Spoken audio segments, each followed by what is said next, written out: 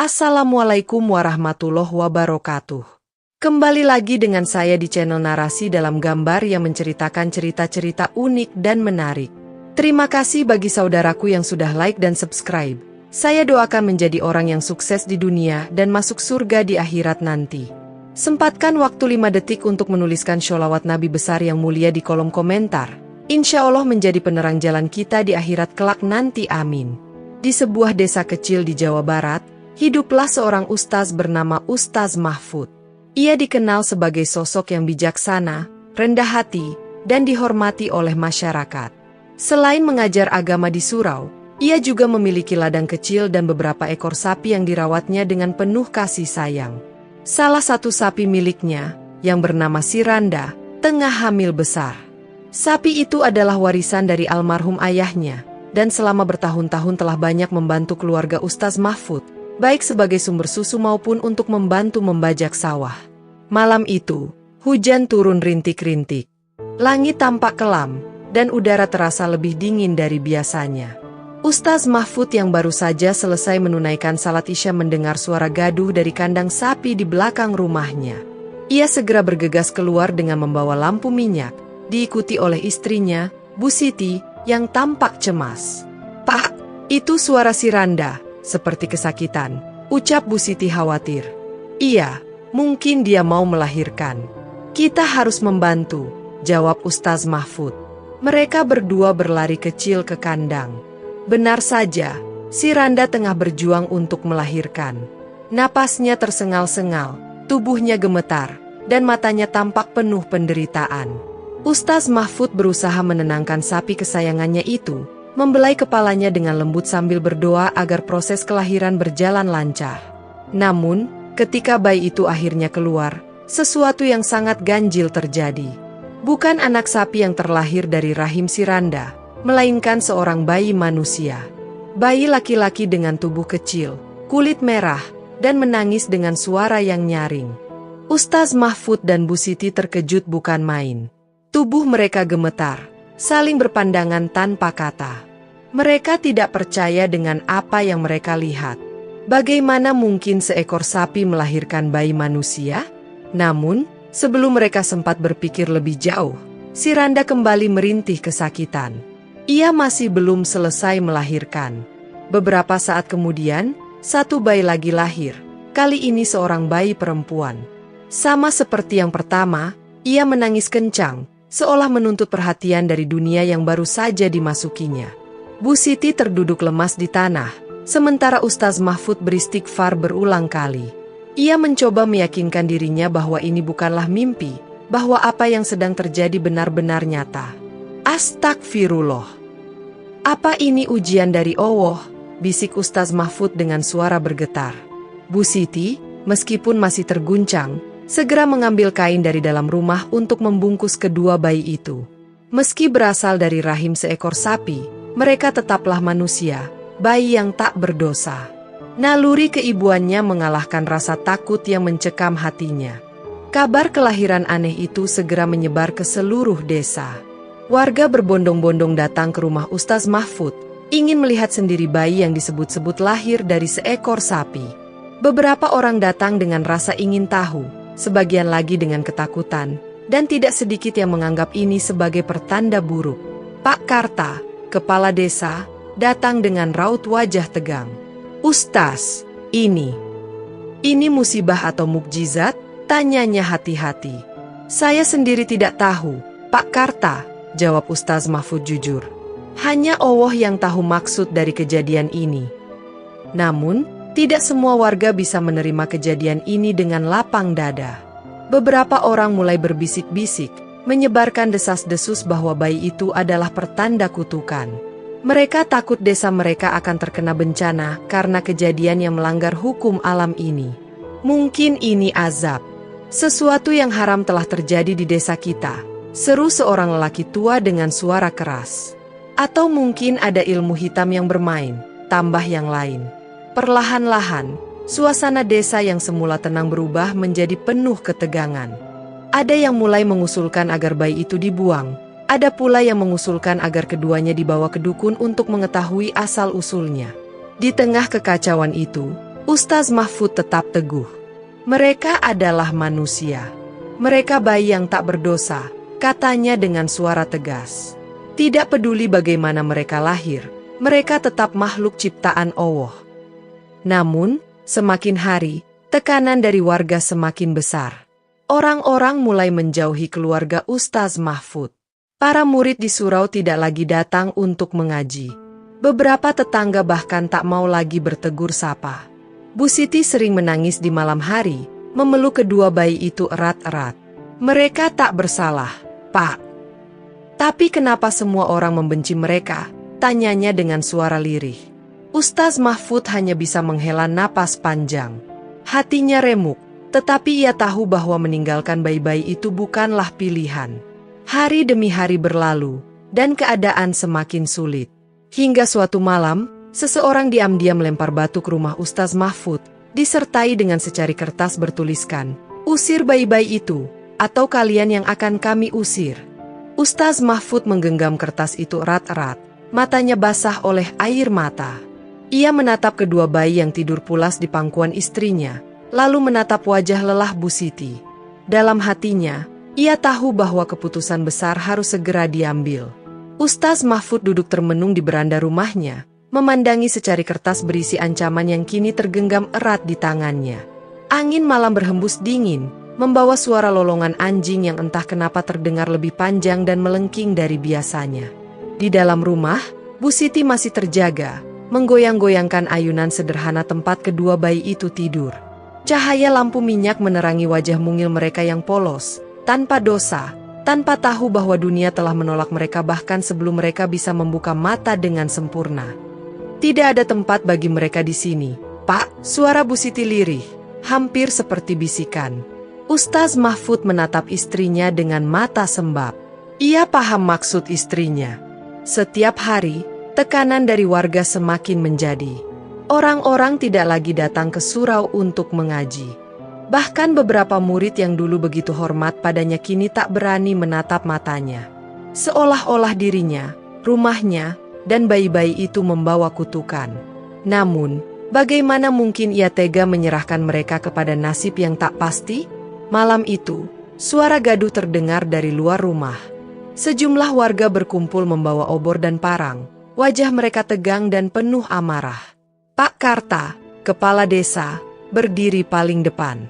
"Ustaz Mahfud," panggilnya. "Kami sudah menunggu cukup lama. Ini bukan lagi soal pilihan. Ini soal keselamatan desa kita." "Keselamatan dari apa?" Ustaz Mahfud berusaha tetap tenang meski hatinya berkecamuk. "Keselamatan dari malapetaka. Sejak bayi-bayi itu lahir, sawah banyak yang puso, hewan ternak mati tiba-tiba, dan langit jarang turun hujan. Ini bukan kebetulan," sahut seorang warga dengan mata melotot. "Allah menguji kita dengan berbagai cara," balas Ustaz Mahfud, suaranya bergetar. "Tapi bukan berarti kita harus mengorbankan anak-anak tak berdosa. Tidak ada bayi manusia yang lahir dari rahim seekor sapi, Ustaz," teriak seseorang dari belakang. "Ini bertentangan dengan fitrah. Kita harus membuang mereka." Bibir Ustaz Mahfud bergetar.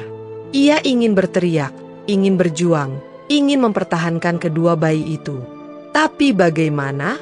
Warga desa sudah buta oleh ketakutan. Jika Ustaz tidak mau menyerahkannya, "Kami akan mengambil mereka dengan cara kami sendiri," ancam seorang pemuda yang menggenggam parang.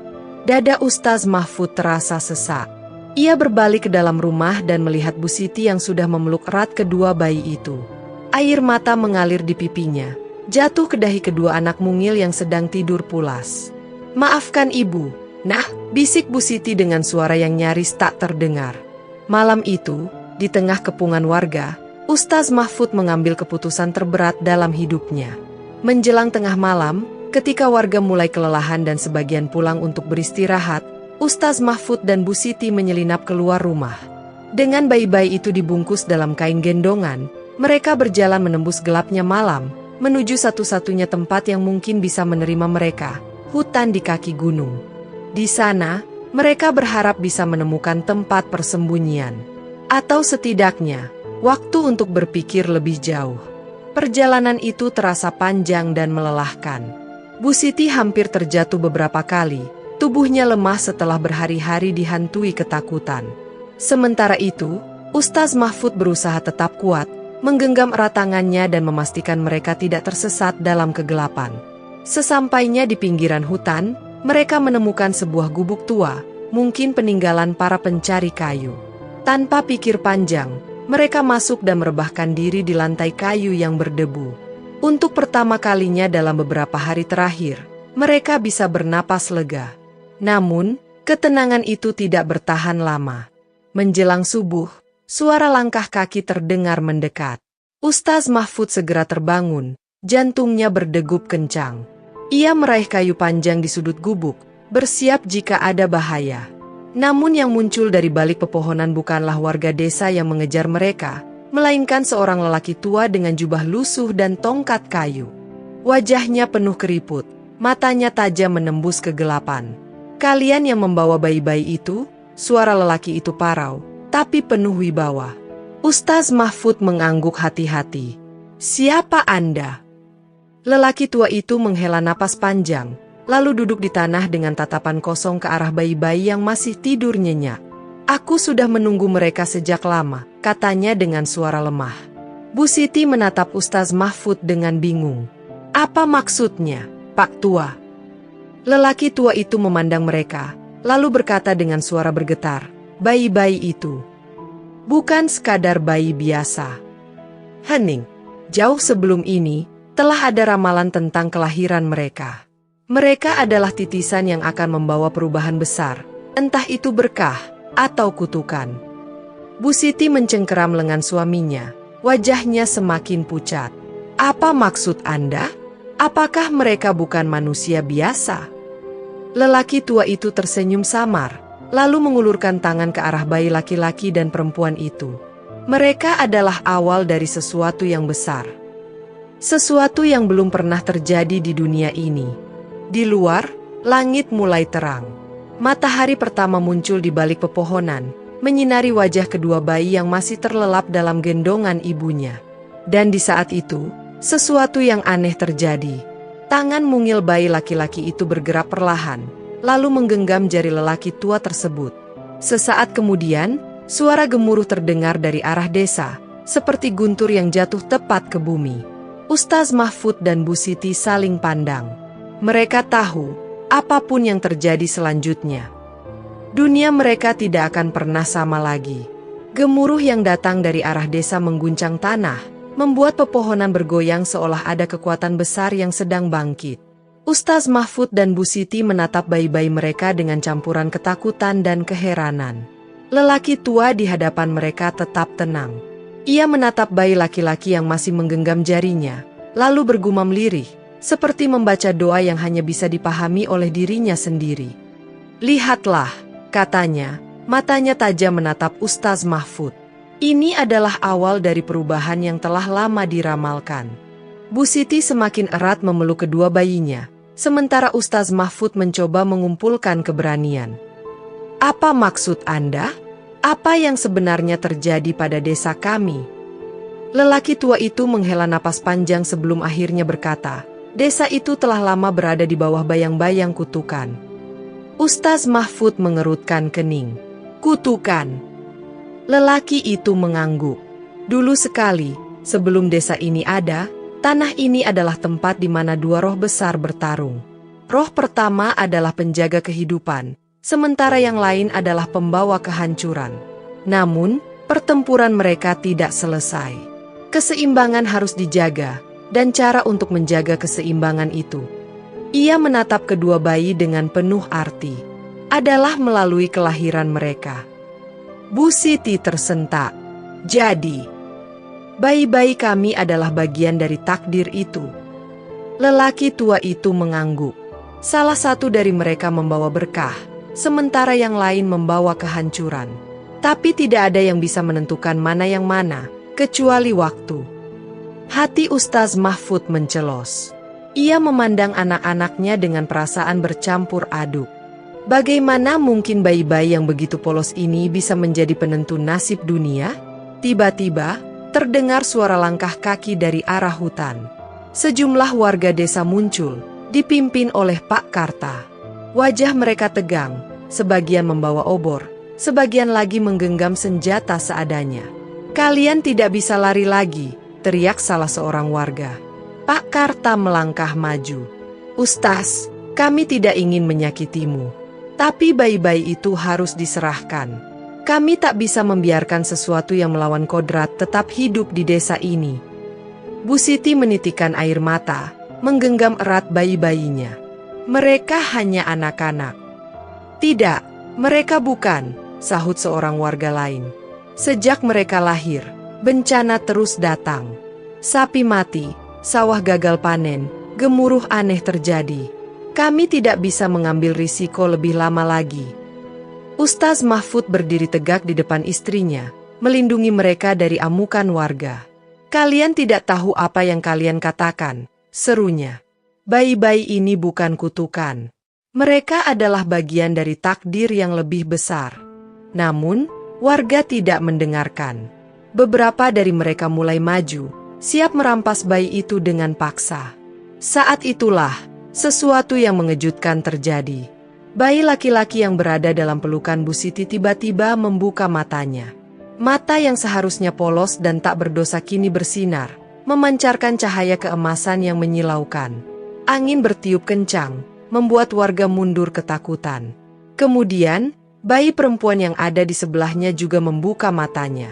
Berbeda dengan saudara kembarnya, matanya tidak bersinar keemasan, melainkan hitam pekat, dalam dan tanpa dasar. Tanah bergetar. Dari kejauhan, terdengar suara gemuruh yang semakin keras. Pepohonan di hutan bergoyang liar, dan langit yang semula terang mulai dipenuhi awan hitam. Warga desa berteriak ketakutan. Beberapa di antara mereka jatuh berlutut, sementara yang lain melarikan diri. Pak Karta, yang selama ini bersikeras bahwa bayi itu adalah kutukan, kini berdiri kaku dengan wajah pucat. "Apa? Apa yang telah kita lakukan?" bisiknya ketakutan. Lelaki tua itu, yang sedari tadi menyaksikan semuanya dengan tenang, akhirnya berdiri. "Inilah saatnya," katanya pelan. "Kedua bayi ini telah bangkit." Ustaz Mahfud hanya bisa berdiri diam, tubuhnya lemas. Ia ingin melindungi anak-anaknya, tapi ia juga tak bisa mengabaikan kenyataan yang baru saja ia saksikan. Sementara itu, bayi laki-laki dan bayi perempuan itu kini saling berpandangan. Mata mereka memancarkan kekuatan yang berlawanan, satu penuh cahaya, satu penuh kegelapan. Dan dalam satu kedipan mata, dunia berubah. Bumi terbelah, langit menggelegar, dan suara tangisan bayi yang semula lemah kini menggema di seluruh desa, bukan sebagai tangisan biasa, tapi sebagai suara yang mengguncang realitas itu sendiri. Sebelum siapapun bisa bereaksi, sebuah ledakan cahaya yang amat terang menyelimuti semuanya. Hening. Tak ada lagi desa. Tak ada lagi suara. Tak ada lagi kehidupan seperti sebelumnya. Yang tersisa hanyalah kegelapan yang tak berujung, dan dua bayi yang kini telah tumbuh menjadi sosok yang tak lagi manusia. Satu membawa cahaya, satu membawa kegelapan, dan takdir dunia kini berada di tangan mereka.